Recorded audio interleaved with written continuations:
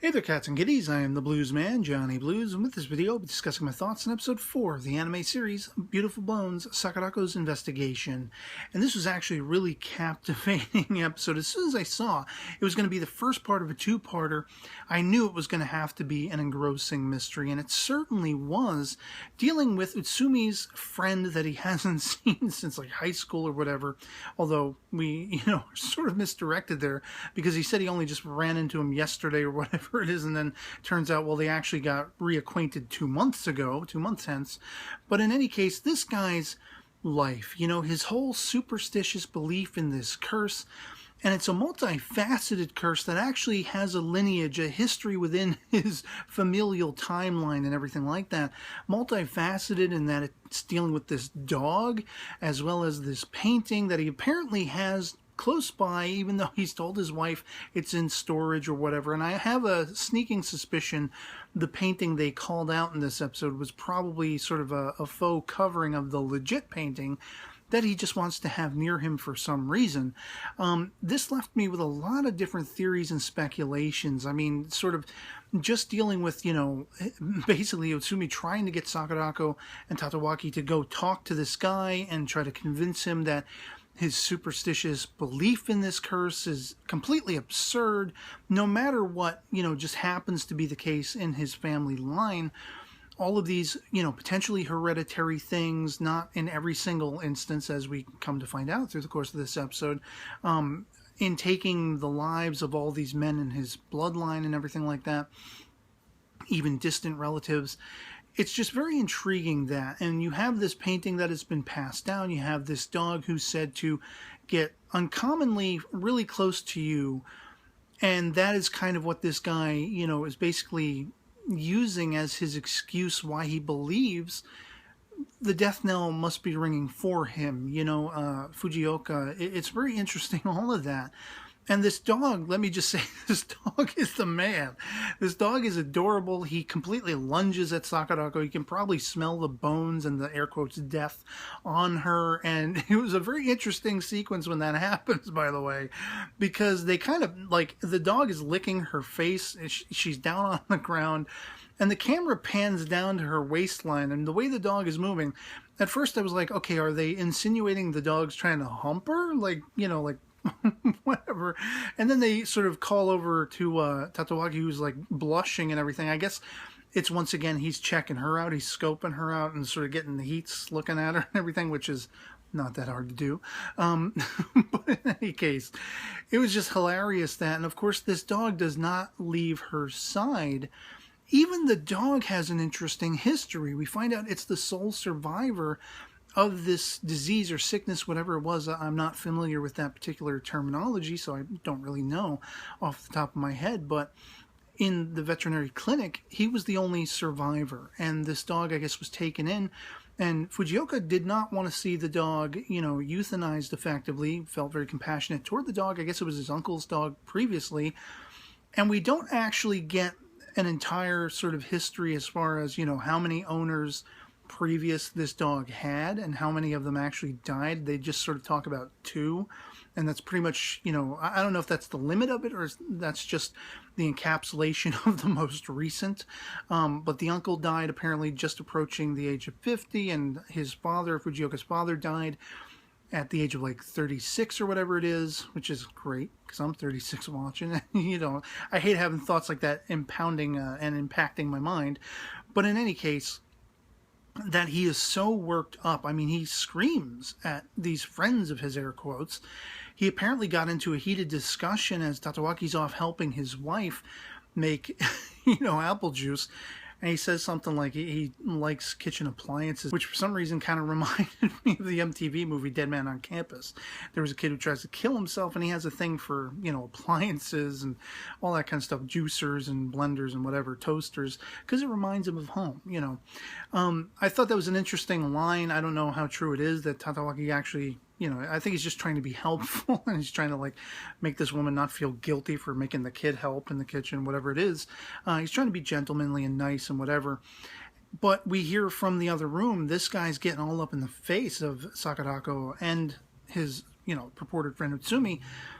And I'm wondering, this is where the speculation started to form in my mind. Could this be kind of like, if you've ever seen the movie Fletch or read the novel Fletch by Gregory MacDonald, could this be a scenario where he has done all his homework on his family lineage, on all of these ailments that took people, members of his family, I'm sure not in every single instance, but enough to come up with this back history, this idea, and plant in everyone's mind either that he's crazy and he's going to go off himself, he's going to drive himself to it because he's so convinced of his impending death, or that he's going to try to fake his death and, just run off with somebody or something along those lines.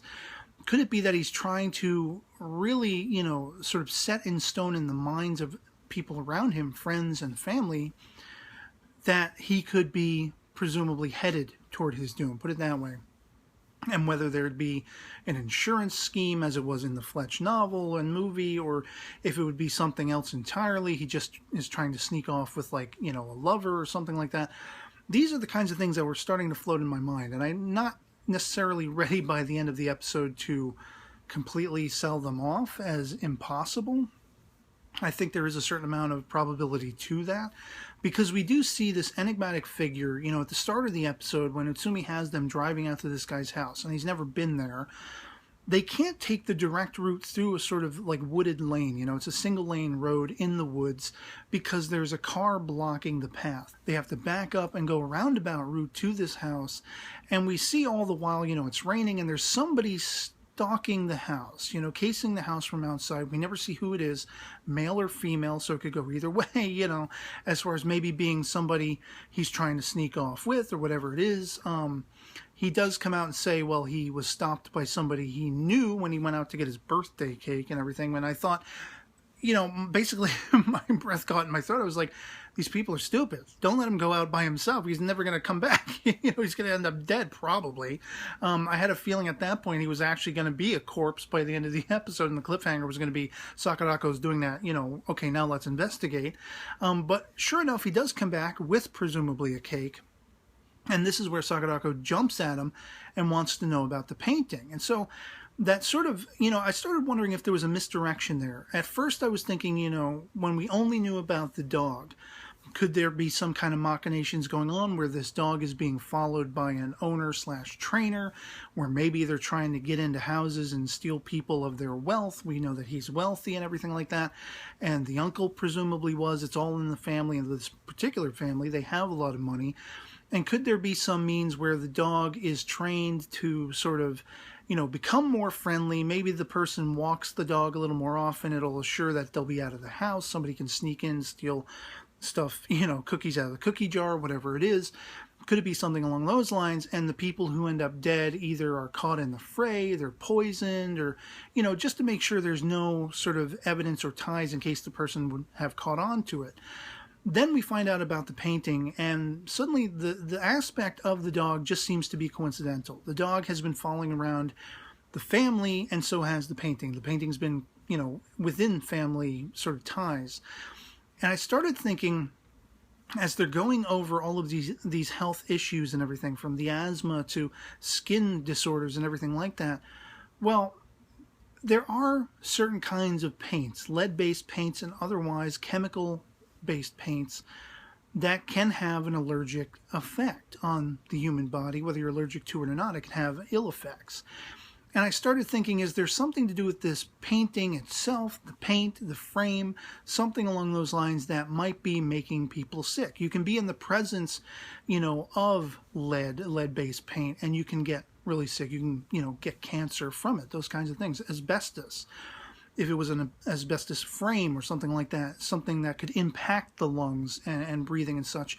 Buildings have been literally torn down, condemned for the faulty, construction and painting of such things, where it's, infecting people's lungs and infecting their minds and giving them cancer and giving them all these different kinds of diseases. So could it be something along those lines, straying away from the idea that this guy had some kind of premeditated plan in the works, that he was trying to fake his own death, leave his wife, leave his child, whatever it was. I began to really, hard line on the fact that the dog is the coincidence. And I'm not entirely, as I say, ready to sell out the idea that this guy might be trying to fake his death, but she wants aggressively to see the painting. Something is up with the painting.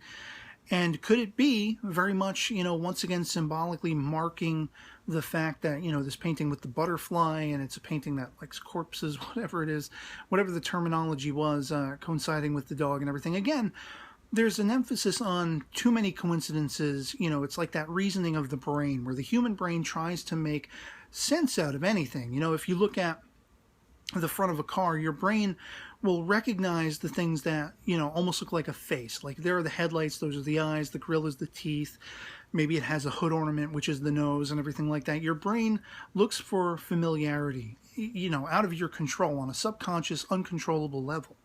And could it be a scenario where all of these different things, maybe this guy has a hypochondriac nature, where he's looking at the health of all of his family and all of those who have fallen before him. Maybe he has a long lifetime ahead of him, maybe not. Maybe the asthma is not only to do with the smoking problem that seems to be still with him, even though he has tried to quit. Maybe it's something to do with the, the properties of that painting and or the frame around it, whatever it is. And so by the end of the episode, that's where I'm kind of left, and I'm really just chomping at the bit for this second half. I mean, every episode of this show thus far has been really engrossing, really deeply engaging. I have been drawn to Sakurako herself. I've been drawn to the mystery of the relationship dynamic between she and Tatewaki, how they came together, why they are still together, whether there's some sort of love or friendship between them, mostly on Sakurako's side. She's very much the Sherlock kind of character, as I've, touted every single video, because I'm a Sherlockian, what can I do? But it very much excites me, the idea of piecing that together and figuring how exactly they came together, how it relates to the loss of her little brother, and what that is all about. The sort of history of her family, and everything like that. In the OP, we see that this dog is kind of hanging out in the kitchen with her granny or maid, whatever she is. And I'm wondering if they adopt the dog, if they take the dog, or the dog is gifted to them after this mystery is solved, if there is a mystery to solve. Whom this person is that we're not being shown, who's hanging out sort of surreptitiously behind the plants outside and everything.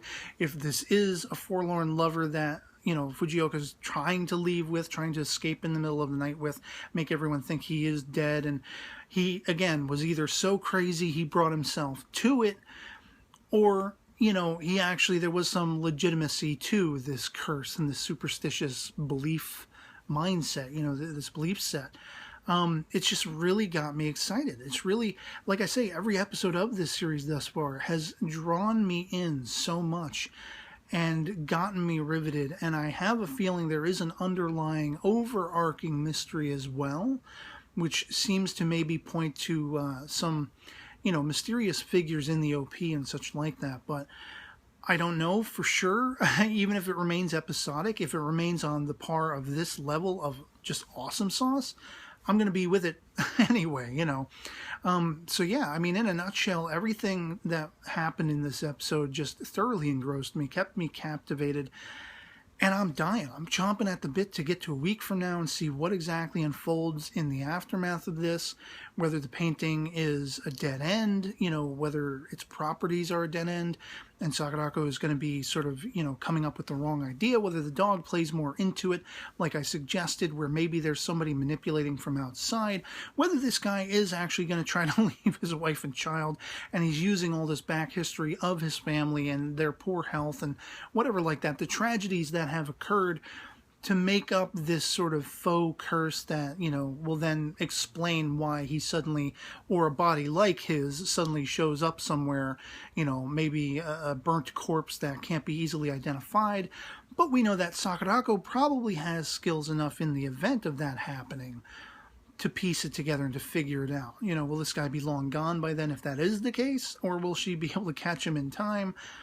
I don't entirely know, and that's why it's so freaking engrossing and exciting. So I'd love to hear from you guys in the comments below what you thought of episode 4, Beautiful Bones, Sakurako's Investigations, if you've seen it, if you enjoyed it as much as I did. Frankly, if you haven't seen it, you probably shouldn't have watched the video. It's all kinds of spoilery. But yeah, love having the conversation, no matter if our POVs disagree. We can agree to disagree. Just having that conversation is a highlight of my day when we come off an episode of a show like this that is just killer. So yeah, otherwise that'll be pretty much it for me on this. Hope this video finds you well, and I'll catch you all later. Peace.